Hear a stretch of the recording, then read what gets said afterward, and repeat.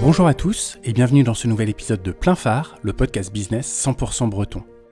Nous sommes Mathilde et Yann, deux entrepreneurs brestois dont l'objectif est de mettre en lumière la Bretagne et son dynamisme économique. Rentrer un voilier dans votre appartement, impossible ? Pas avec Marion Excoffon. Passionnée de bateaux et de design, Marion a relevé un pari fou. Créer un voilier gonflable qui entre dans seulement 2 sacs et se monte en moins de 20 minutes. C'est ainsi qu'elle crée son entreprise, Tiwal, en 2012. D'abord accueillie avec scepticisme dans le milieu maritime, Marion se fait sa place et aujourd'hui on ne peut que constater l'immense succès de Tiwal, adoubé par des navigateurs comme Michel Desjoyaux.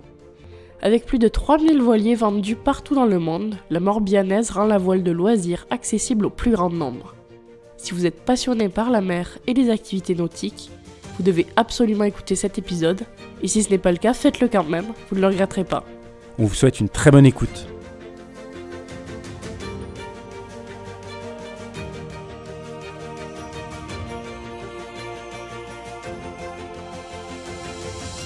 Bonjour Marion, merci d'être avec nous aujourd'hui pour cette interview qu'on fait à la Coloc à Lorient. Est-ce que tu peux commencer par te présenter et présenter Tiwal ? Oui, alors bonjour Mathilde, bonjour Yann. Alors présenter Tiwal, en fait Tiwal c'est une entreprise qui est basée en Bretagne. On est une équipe de 10 personnes et en fait on développe et on commercialise des dériveurs gonflables.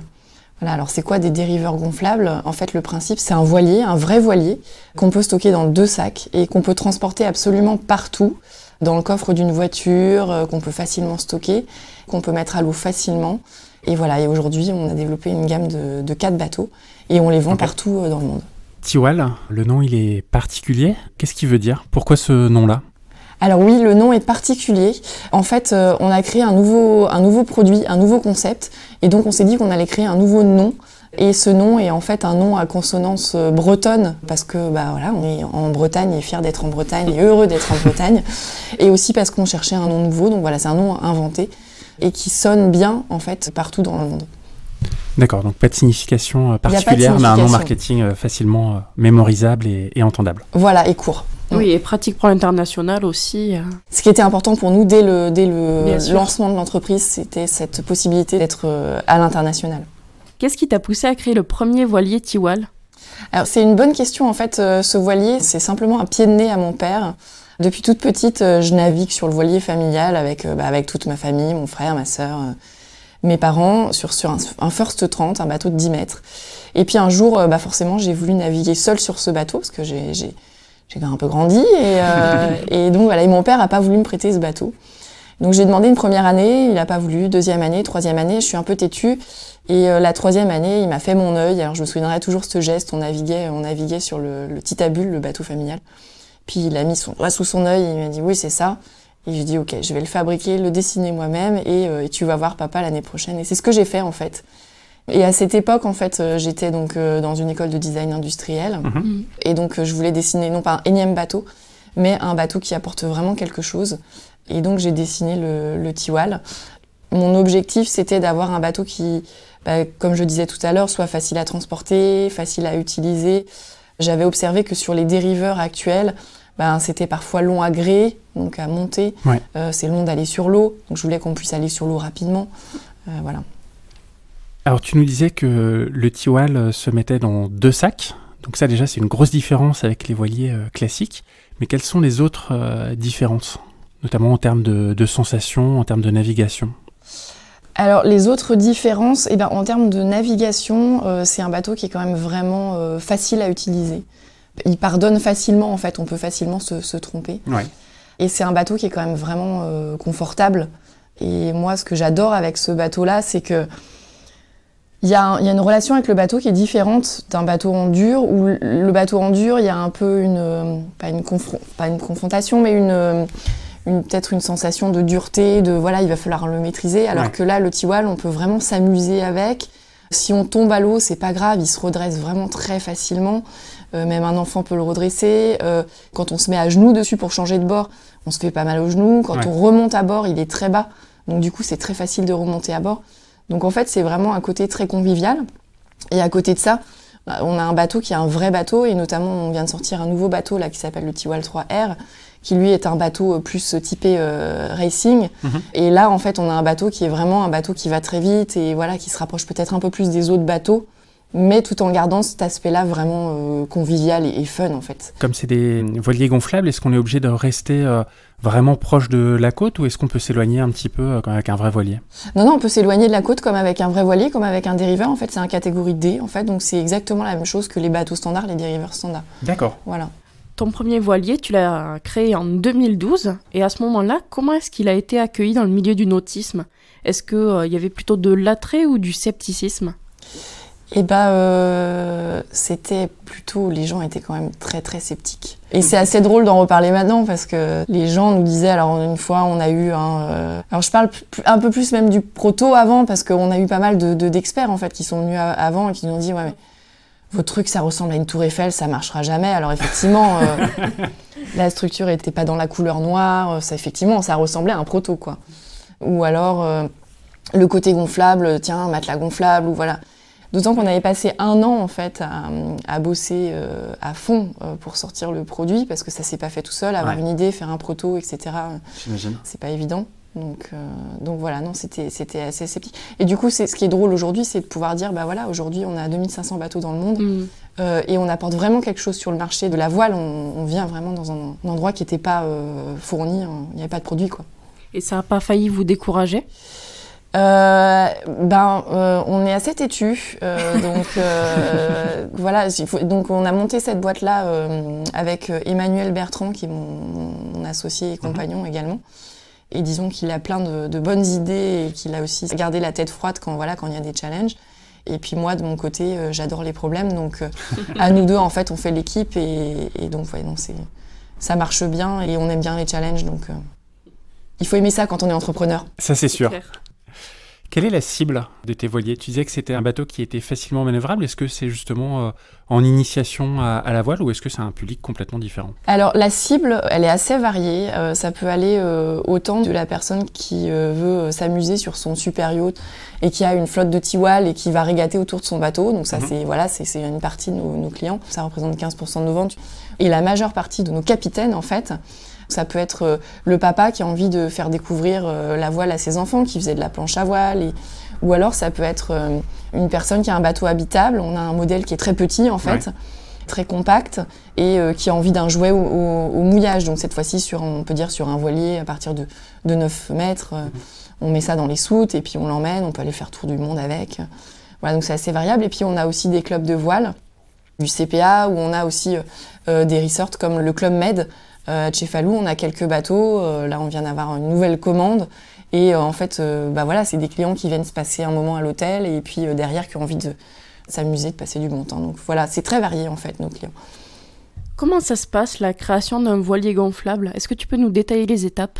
Oui, alors c'est pas facile. Alors j'ai envie de dire que d'avoir une idée, c'est facile. Enfin, c'est facile et en même temps c'est compliqué. Mais dans un premier temps, bien sûr, il y a l'idée. Même avant l'idée, il y a l'analyse du marché, en fait, de ce qui existe.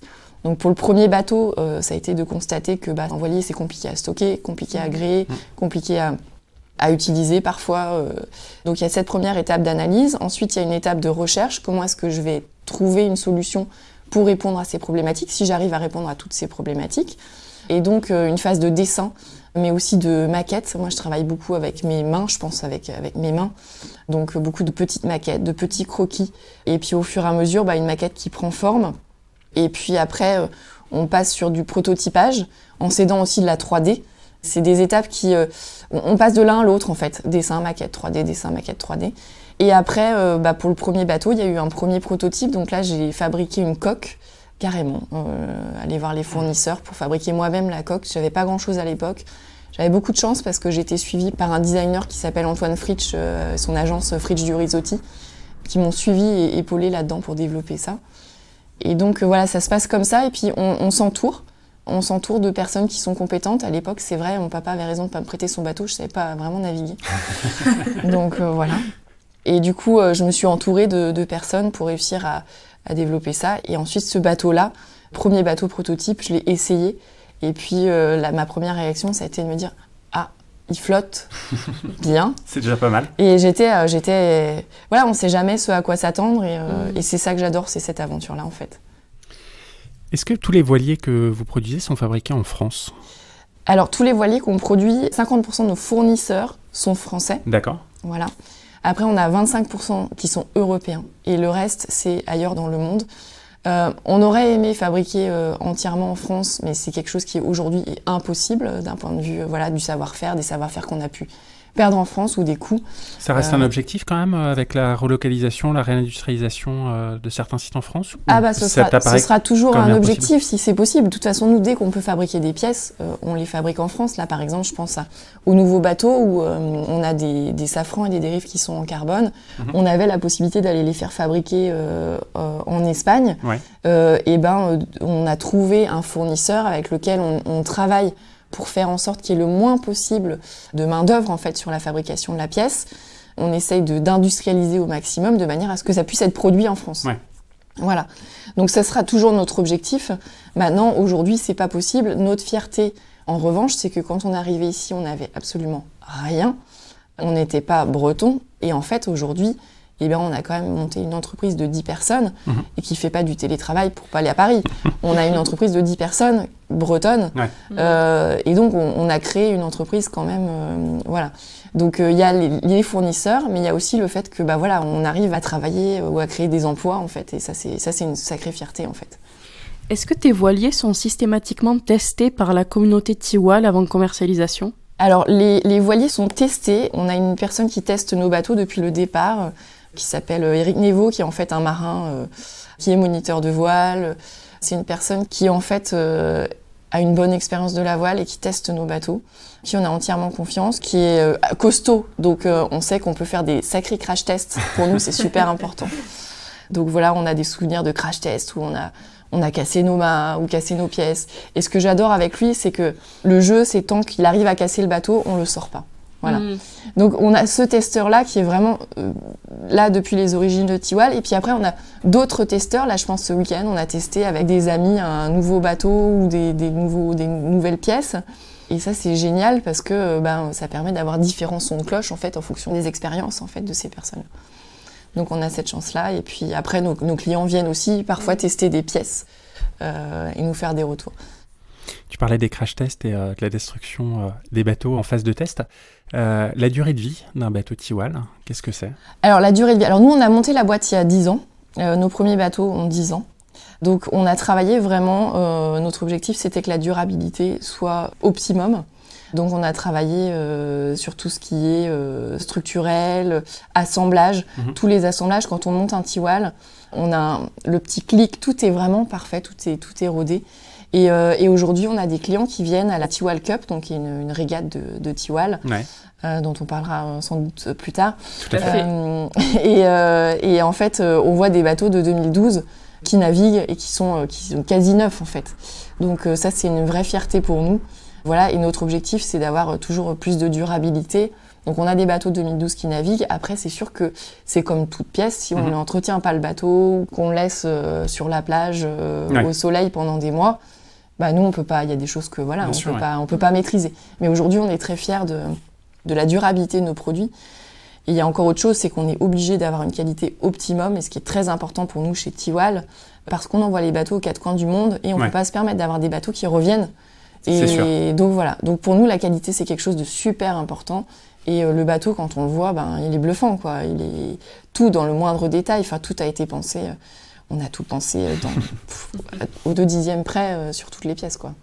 Tu parlais d'entretien, justement, quand on a un voilier, quand on pratique la voile. Ce qui coûte cher, c'est pas tellement le voilier à l'achat. Il peut y avoir des voiliers qu'on peut trouver relativement pas chers, avec éventuellement quelques réparations dessus. Mais derrière, c'est tout ce qui va être entretien, assurance, le ponton, etc. Comment ça se passe pour l'entretien des Tiwal ? Est-ce qu'il y a un coût à prévoir aussi chaque année ? Alors là, non, a priori, il n'y a pas de coût, à part peut-être la voile pour ceux qui naviguent beaucoup et qui auront nécessité de changer leur voile au bout d'un moment. C'est quelque chose qui se change sur tous les bateaux. Mais sinon, le bateau, à partir du moment où il est bien rincé en fin de saison, il n'y a pas d'entretien en fait à avoir dessus. Ça faisait partie aussi des critères. Ouais.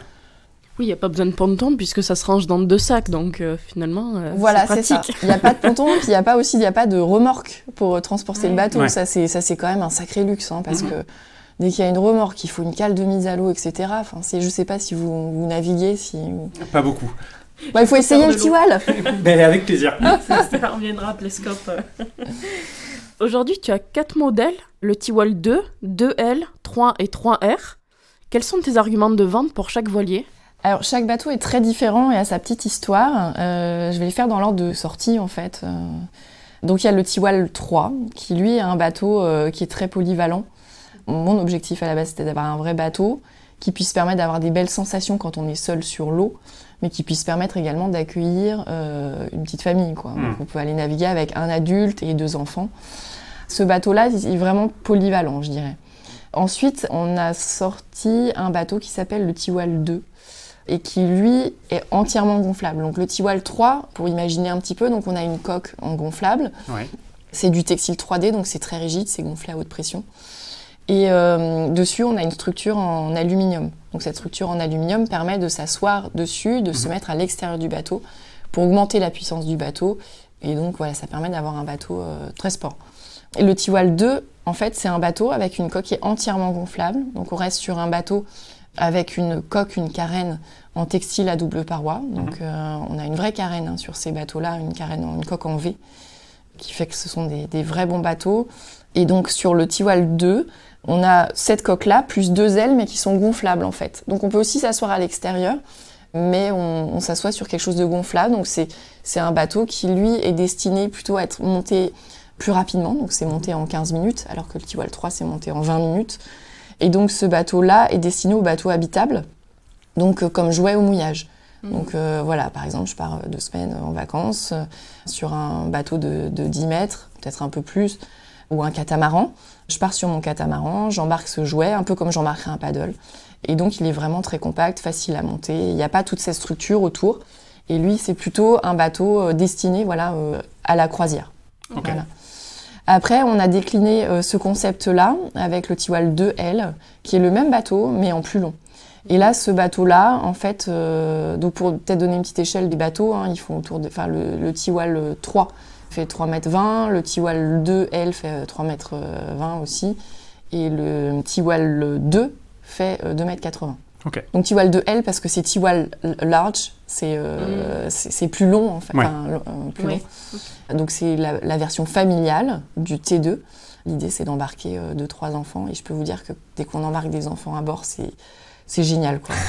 Je dois dire que l'une des choses qui me fait le plus plaisir, en fait, c'est de voir les gamins s'éclater sur le bateau, parce que c'est pas du tout... On en parlait tout à l'heure, la relation au bateau est pas la même que sur un bateau en dur. Les enfants, ils sautent, ils mettent les mains dans l'eau, ils sont super à l'aise, en fait, dessus, ils peuvent tomber, ils sont pas mal. Enfin, c'est vraiment cool, c'est vraiment un grand paddle, en fait, avec en plus les plaisirs de la voile. Les sensations de la voile, de la barre, pouvoir se sentir comme un vrai capitaine. Voilà, donc ça c'est pour le Tiwal 2L. Et là on a sorti également le Tiwal 3R, donc R pour Race. Et donc c'est un bateau avec cette fois-ci vraiment une voile en laminé, donc des tissus issus de la course au large. Ouais. C'est vraiment un nouveau bateau, mais qui est basé en fait sur une structure du T3. Et cette fois-ci, on peut reculer sur les ailes. Et là, on a vraiment des belles sensations. Donc là, l'argumentaire de vente, c'est vraiment ceux qui ont envie de sensations fortes. Et c'est pour les marins un peu plus experts, en fait, bien que ça reste un bateau qui soit facile, très facile à utiliser. Bateau de l'année 2023, justement, le Tiwal 3R, donc le dernier modèle dont tu parlais. Est-ce que ça a déjà eu un effet boost sur les ventes ? On vient de remporter ce prix. C'est une grande fierté et vraiment une grande satisfaction. On l'a remporté là en décembre. Donc pour l'instant, comme nous, on vend en fait plutôt à partir du printemps. Pour l'instant, on n'a pas de retour direct. Mais par contre, on sait que c'est très très boostant pour nous aux États-Unis. Alors évidemment, on a eu des retours aux États-Unis, puisque notre objectif, c'est vraiment d'avoir un impact en termes de communication là-bas. Mais pour l'instant, on n'a pas eu de gros retours. C'est cet été qu'on va avoir un gros retour. On est quand même très étonnés parce qu'on a vendu déjà une 30aine d'exemplaires de ce bateau-là alors qu'on vient de le lancer, ce qui est très bien. Quelles sont vos méthodes de communication pour faire connaître les différents voiliers ? Alors c'est une bonne question. Alors on a beaucoup de chance parce qu'on a une aventure qui plaît beaucoup et dont là les journalistes ont envie de parler. Et donc ça pour nous c'est déjà énorme en fait. On a été vraiment boostés et c'est comme ça qu'on communique. Après, donc évidemment, il y a les réseaux sociaux. Il y a ces prix-là dont on parlait. Et notre objectif, c'est aussi de pouvoir être bien référencé sur Internet. Et ça, c'est notre gros travail. Nous, notre moyen de communiquer, c'est notre site Internet et tout ce qui est SEO, etc., de pouvoir être bien référencé. Et donc ça, c'est vraiment un gros travail qu'on mène chez nous. Et avoir derrière un site Internet qui soit vraiment très explicatif aussi et qui permette aux gens d'avoir comme l'impression d'avoir vu le bateau, quoi. Oui, c'est clair, puisque quand même les voiliers, ils sont à partir de 5 000 €, quelque chose comme ça. Ouais. Et c'est un achat qui est quand même conséquent pour Internet. Vous n'aviez pas peur que ce soit compliqué pour les navigateurs d'acheter un bateau sans le voir, sans le tester? Et c'est une question qui se posait au départ. On faisait beaucoup de salons, les gens étaient dubitatifs au départ, et aujourd'hui, maintenant qu'on a vraiment cette crédibilité, c'est plus facile. Mais assez rapidement, en fait, grâce à Internet, on a pu vendre nos produits. On a été tout de suite à l'export, en fait, bien qu'on n'avait pas un site marchand tout de suite. On l'a eu plus tard. Et donc oui, effectivement, il y a ces problématiques-là. Mais aujourd'hui, on y arrive très bien. Ouais. Ça se passe très bien. Et vos bateaux, en plus, vous les avez fait tester par des navigateurs ou des aventuriers reconnus. Je pense par exemple à Michel Desjoyaux ou à Bear Grylls. Quels ont été leurs retours sur le test de ces bateaux? Qu'est-ce qu'ils en ont pensé? Alors déjà, je dois dire que c'était un grand honneur d'avoir Michel Desjoyaux qui essaye le bateau. J'imagine. Je peux dire que j'y croyais pas tellement la première fois. Je me demandais même pourquoi il faisait ça, en fait. Et c'est vrai que les retours ont été super positifs. Et donc c'est vraiment chouette pour nous d'avoir Michel Desjoyaux qui a essayé le bateau aussi, ça rassure les gens. J'imagine. Parce que voilà, Michel il est vraiment, c'est un vrai marin, quoi, c'est un vrai de vrai. Donc voilà, et son retour a été super encourageant parce que quand on a un projet comme ça, on a aussi besoin de coups de boost. Et pour moi ça a été génial, quoi, c'est d'avoir son retour et puis de voir que le bateau lui plaît. Et puis il y a eu Bear Grylls aussi. Alors Bear Grylls c'est complètement différent. Alors lui, il explique que c'est le grand aventurier. Tout à fait. Qui pour leur a fait par resituer, 25 aventurier animateur sur différentes chaînes qui part à l'autre bout du monde dans des situations plus ou moins extrêmes et qui essaye de se sortir de ces environnements-là. Voilà, je crois que c'est un ancien militaire et puis c'est vraiment un aventurier, il communique là-dessus. Et du coup, lui, c'est complètement différent. Alors je ne l'ai pas rencontré directement. Le retour a été moins direct puisque je ne l'ai pas rencontré. Mais voilà, dans son article, on voit bien qu'il a adoré le bateau et il l'a même offert à ses enfants, donc c'est chouette. Voilà, c'est chouette. Et comment on arrive à voir Michel Desjoyaux qui prend place sur un Tiwal? Et ça s'est fait comme ça. Il y a un journaliste qui a voulu écrire un peu l'histoire des débuts de Tiwal et qui s'est dit j'aimerais bien avoir un grand marin pour essayer le bateau. Et donc il a contacté Michel Desjoyaux, chose que j'aurais jamais osé faire, mais jamais, au grand jamais. Et il l'a contacté, et puis du coup, c'est comme ça que ça s'est fait de fil en aiguille, et Michel qui a accepté, parce que j'y croyais pas du tout, en fait. Et donc c'est génial. C'est génial. Et la place des influenceurs, justement, dans votre communication? Ce sont pas des influenceurs, mais Ils peuvent quand même influencer l'achat, peut-être, de leur communauté. Voilà, sans c'est ça. Sans être vraiment influenceur. Et oui, c'est ça, voilà, c'est cette crédibilité-là que ça a apporté. Après, on travaille pas spécialement avec des influenceurs, non, c'est pas notre objectif. On a eu quand même l'occasion, s'il y a eu alors je saurais pas donner le nom de l'émission, mais on a eu une émission aux États-Unis où nos bateaux ont navigué sur l'émission, donc c'est une sorte de love story sur un bateau, où là, ça a créé effectivement de l'intérêt pour le bateau. Si on peut appeler ça des influenceurs, pas vraiment. Voilà, c'est pas vraiment comme ça qu'on communique nous, en fait. Okay. Est-ce qu'il y a de nouveaux modèles dans les tuyaux? Alors là, il faut dire que donc déjà développer un bateau, donc tout à l'heure j'en parlais, maquette, proto, etc. Ça prend 3 ans pour développer un produit, c'est très long. Là, on vient de sortir donc le T3R, le T2L de manière très proche pour l'instant. Donc il y a d'autres produits qui vont être dans les tuyaux. Il y a d'abord une réflexion sur à qui on s'adresse, qu'est-ce qu'on va faire, tester aussi ses premières idées. Puis voilà, il y aura toujours, nous, notre objectif, en fait, c'est de développer et d'agrandir la gamme. C'est notre levier, en fait, de développement. C'est l'un des leviers de développement avec l'export. Et donc, il y aura toujours des produits dans les tuyaux. Toujours en restant sur une gamme de dériveurs ou est-ce que ça peut s'agrandir un petit peu, cette famille nautique? Et ce qui est génial, c'est que dans l'aventure entrepreneuriale, on ne sait jamais vraiment. Donc, non, l'idée, c'est de s'agrandir. Après, on va rester dans nos domaines de compétences. Aussi parce que c'est long de se faire reconnaître dans un domaine. Qu'aujourd'hui, ça marche bien. Donc, on ne va pas aller à droite, à gauche. On va se concentrer sur ce qu'on sait faire. et en essayant de s'adresser à d'autres publics. Voilà. Tu parlais de la Tiwal Cup tout à l'heure, est-ce que tu peux nous en dire un petit peu plus, s'il te plaît? Ah bah oui, j'adore parler de la Tiwal Cup. Ça tombe bien. Alors la Tiwal Cup, on l'a organisée depuis qu'on a monté l'entreprise. C'est un rassemblement de capitaines de Tiwal qui a lieu chaque année dans le golfe du Morbihan, puisque c'est là qu'est né le bateau. Et donc en fait, les capitaines viennent du monde entier pour régater ensemble. Alors c'est une régate conviviale, parce qu'on se prend jamais vraiment au sérieux chez Tiwal. L'objectif c'est de s'éclater. S'amuser, de se rencontrer aussi, ça permet aux capitaines de se rencontrer, de naviguer ensemble aussi, après. Et donc, on se retrouve toute la journée sur des mini-régates. Et voilà, tout est organisé, petit pique-nique, voilà. C'est vraiment sympa. Et pour moi, j'adore en parler parce que c'est pour moi le plus beau moment de l'année. C'est le moment où on voit nos capitaines, on a des retours. Et j'en parle toujours comme ça, c'est tous les sourires sur l'eau. Enfin, ils ont tous la banane et ils s'éclatent tous sur l'eau. Et en fait, c'est le moment où on voit pourquoi en fait on fait tous ces bateaux-là. Le bateau, c'est une chose, mais c'est juste un produit. Et nous, ce qu'on propose à nos capitaines ou futurs capitaines, c'est de s'éclater sur l'eau. Et quand on voit que c'est ça qu'on offre, c'est la réussite, quoi. Ça fait plus de 10 ans maintenant que Tiwal existe et vous avez vendu plus de 2500 voiliers partout dans le monde. Selon toi, qu'est-ce qui fait le succès et la pérennité de Tiwal? Alors, ce qui fait le succès, c'est qu'on est vraiment différents. C'est parce qu'on est un peu j'ai envie de dire, des décomplexés de la voile, quoi. On se prend pas au sérieux et on a vraiment réussi à proposer quelque chose de complètement différent. Donc, ce qui fait le succès de ce bateau, c'est sa facilité, Enfin, voilà, et donc le succès de Tiwal, c'est le fait d'avoir ce produit qui est complètement différent. Et puis après aussi, on a une super équipe. On a vraiment une super équipe qui s'est construite au fur et à mesure. Et sans cette équipe, en fait, on n'aurait pas le succès qu'on a aujourd'hui, la réussite qu'on a aujourd'hui. Ce qui est génial, c'est qu'ils sont tous très différents. Et pourtant, ça marche super bien. Et moi, j'y croyais pas. Enfin, je pensais pas que c'était possible. Ouais. Et toujours avec un enthousiasme, voilà, et une énergie, et vraiment une super équipe. Donc voilà, je pense que c'est ce qui fait le succès de Tiwal aujourd'hui, avec ce qu'on propose.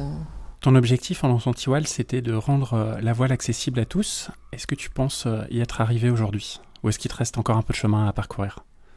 Alors le gros défaut des designers ou créateurs, je crois que c'est qu'on a toujours envie de faire mieux. Donc c'est à la fois un défaut et une qualité, mais c'est aussi un défaut parce qu'il y a un moment quand il faut rendre, il faut rendre. Donc quand il faut présenter un produit, il faut le présenter. Je pense que c'est vraiment un succès parce qu'on a rendu la voile accessible pas à tous, mais à des personnes qui n'auraient jamais acheté un voilier en fait, parce que trop de contraintes. Ouais. Voilà, je pense que ça c'est un beau succès.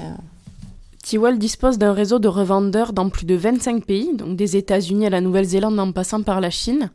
À quel moment tu as décidé d'exporter Tiwal dans le monde entier? Alors dès le départ de l'entreprise, on a décidé d'exporter le bateau et dès le départ en fait, on a vu que ça fonctionnait. Pour nous, c'était pas possible de rester uniquement sur le marché français parce que le marché français est trop restreint, quoi. On peut pas. Ouais. Donc on savait tout de suite qu'on allait s'adresser aux États-Unis. Donc voilà, les États-Unis, aujourd'hui, ça représente un de nos gros marchés. Et c'est notre challenge aussi de continuer à se développer à l'international. Justement, vous réalisez 75% de vos ventes à l'étranger. Quels sont les pays dans lesquels Tiwal fonctionne le mieux? Et pourquoi ces pays-là? Alors, il y a évidemment la France, les États-Unis, l'Allemagne. On est aussi pas mal en Nouvelle-Zélande. Ce sont des pays qui fonctionnent bien parce qu'il y a une pratique de la voile, il y a une culture de la voile. Et parce qu'il y a la mer et les lacs. Voilà. Ouais. Et donc, ces deux choses font que ça fonctionne bien, quoi. Est-ce que tu as de nouvelles destinations prévues en 2023? On va plutôt travailler l'export aux États-Unis. Pour nous, c'est un gros marché. Je dirais qu'on a juste commencé à attaquer le marché. Enfin, on a bien attaqué le marché, mais je dirais que là, maintenant, on va se structurer davantage pour se développer là-bas. On n'a pas envie de se disperser sur d'autres destinations. C'est pas notre objectif, mais plutôt de développer des pays qui marchent. Qu'est-ce qui vous conduit à vous développer dans une destination plutôt qu'une autre? Est-ce que c'est parce qu'il y a de la demande qui vient de ces pays ou c'est parce que vous voyez une opportunité là-bas? Alors parfois il y a des opportunités, je dirais, il y a notre réseau de revendeurs, on l'a développé aussi parfois avec des opportunités. Mais en fait, ce qui nous pousse à développer dans un endroit plus qu'un autre, c'est que, par exemple, là, les États-Unis, c'est un gros pays, on voit le nombre d'habitants qu'il y a, on voit le nombre de personnes qui pratiquent la voile, et on souhaiterait reproduire à l'échelle des États-Unis ce qu'on a fait en France, en fait. Donc, quand on voit que ces deux marchés qui sont aujourd'hui, pour nous, nos deux plus gros marchés, on se dit que si on reproduit ce qu'on a fait à l'échelle en France, alors pas exactement pareil, parce qu'à l'export ça marche pas pareil, c'est sûr. Mais on se dit que voilà, le potentiel c'est le même que celui qu'on a en France. Quel conseil tu aurais à donner à un entrepreneur qui veut se lancer dans l'export ? Il n'y a pas de recette de cuisine pour exporter. Déjà, il y a une chose qui est sûre, c'est qu'il faut penser se structurer dès le départ. Je pense au nom de marque, se lancer à l'export. Avoir un produit aussi qui s'adresse à l'export de base. Et puis après, ça dépend des marchés. Ça dépend des produits. Donc je dirais que faut observer ce qui se fait et puis essayer, être méthodique et surtout, je dirais, pugnace. Ouais. On arrive à la fin de l'entretien. Merci beaucoup de nous avoir fait entrer dans les coulisses de Tiwal. On arrive du coup aux questions plein phare. La première, quel est ton endroit préféré en Bretagne ? Alors mon endroit préféré en Bretagne, c'est pas évident à dire, il y en a vraiment beaucoup. Alors, je sais pas si j'ai le droit de répondre par plusieurs... Je t'en prie. Alors moi je vais rester déjà dans le Golfe, c'est l'île de Berdère. J'aime beaucoup cet endroit, on a vite l'impression d'être pas au bout du monde, mais voilà, c'est très nature quoi. Et, joli coin effectivement. Ouais, j'adore ça et puis j'adore le courant de la Jument quand on voit les bateaux qui passent là, ça c'est vraiment chouette. Donc je dirais que ça c'est l'un des endroits que je préfère. Après, il y a aussi toutes les forêts, ça peut être la forêt de Brocéliande.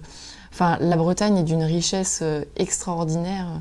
J'aime beaucoup aussi l'île d'Edic, où j'ai dessiné le T2L. Alors, j'ai transformé le gîte en labo de R&D. Et donc, c'est chouette pour se retirer là-bas et pouvoir créer aussi. Donc voilà, il y a plein d'endroits merveilleux, quoi. Qu'est-ce que c'est pour toi être bretonne ? Eh bien, je dirais qu'être bretonne... Alors, c'est pas une question facile pour une lyonnaise. Ça, c'est sûr. J'ai toujours du mal à dire que je suis bretonne d'adoption, parce que qui je suis pour dire d'avoir été adoptée par la Bretagne ou pas, mais pour moi, être bretonne, c'est peut-être savoir prendre racine en Bretagne, savoir s'intégrer dans le décor, s'intégrer au milieu des autres Bretons, du mieux qu'on peut. Parce qu'avec le saucisson, c'est pas toujours facile. Avec la voile, ça doit être plus facile. Et donc avec la voile, c'est plus facile. Je dirais qu'on se fait vite au kouign-amann. Donc si être bretonne, c'est manger du kouign-amann, alors je vais pouvoir dire que je suis bretonne. Et selon toi, quelle est l'entreprise à suivre en Bretagne ? Ou les entreprises ? Il y a une entreprise qui m'impressionne beaucoup, c'est Multiplast, qui est basée à Vannes et qui fait donc en fait du carbone et qui est vraiment une experte dans le domaine. Donc en fait, il fait par exemple des fuselages d'avions électriques, qui peut faire des bateaux de régate, qui a gagné plein de prix. Tout ça, des radomes qui ont vraiment des compétences et qui sont capables en fait de passer de l'un à l'autre et qui ont une vraie expertise et je dirais c'est des orfèvres du carbone et je pense que eux, il faudrait les suivre. Un grand merci Marion de nous avoir fait partager tout ça dans cet épisode de Plein Phare. Pour les auditeurs qui auraient un petit peu plus de questions, est-ce que tu es disponible sur certains réseaux sociaux ? Alors, je suis pas la reine des réseaux sociaux, mais oui, sur Facebook, je peux répondre aux questions avec grand plaisir. Et j'ai envie de dire, allez voir aussi sur le site, il y a beaucoup de choses qui répondront bien mieux que moi, parce qu'on voit quasiment tout sur le site. Et après, si vous avez d'autres questions indiscrètes sur est-ce que je mange du kouign-amann ou pas, oui, vous pouvez. Et justement, par rapport au site, est-ce que tu peux redonner l'adresse, s'il te plaît ? Oui, alors l'adresse, c'est tiwal.com. tiwal.com. Super. Merci beaucoup, Marion. Merci, Marion. Merci à Marion Excoffon de nous avoir partagé sa passion des voiliers et le succès international de Tiwal. Nous espérons que cet épisode vous a plu également. Si vous souhaitez continuer cet échange avec Marion, vous pouvez retrouver les liens de Tiwal et ses réseaux sociaux dans les notes du podcast. Merci à vous pour votre écoute. On se retrouve d'ici 15 jours pour un nouvel épisode. Retrouvez-nous sur nos réseaux sociaux Instagram, LinkedIn et Facebook ou sur notre site pleinphare-podcast.fr. N'oubliez pas de nous laisser un avis sur votre plateforme d'écoute favorite si l'épisode vous a plu. À très bientôt!